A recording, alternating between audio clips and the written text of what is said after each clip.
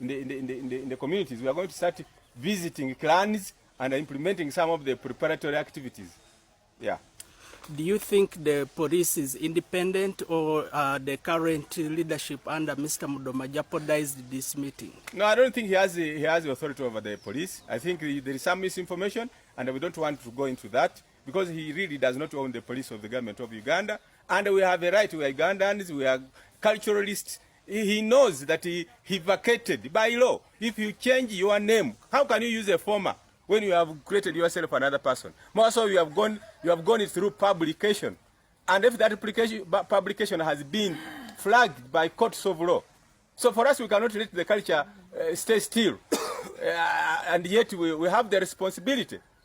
We gave him the power, he abandoned it, that's why we have restored it. And by the way, I want to share with you government documents that deny that it was not the government of Uganda that changed the name of the cultural institution, but it was the creation of a private legal company under Maserejana company advocates with the request of Mudoma. That is the government position in writing and signed by the Solicitor General of the government of Uganda, mentioning all the words I've just said.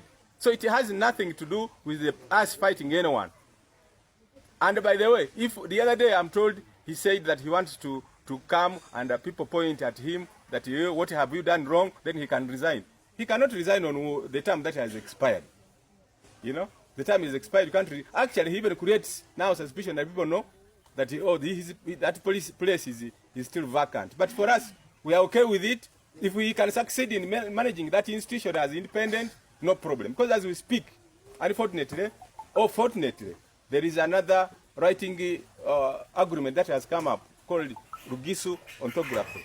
Meaning even this Masaba we are using is now going to create another Bible, going to create another literature books, which is not a problem. It's a right. Because we have similar, smaller differences. That one is acceptable, but it is not good for us to, for example, say, okay, let's now say there is a minority group. Even when you go by clans, Mambo has about 9 clans, and the rest of the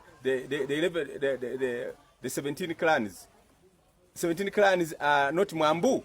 So that means you cannot use the 9 clans to run permanently over the 17 clans. So some of the things we don't even want to go deep there.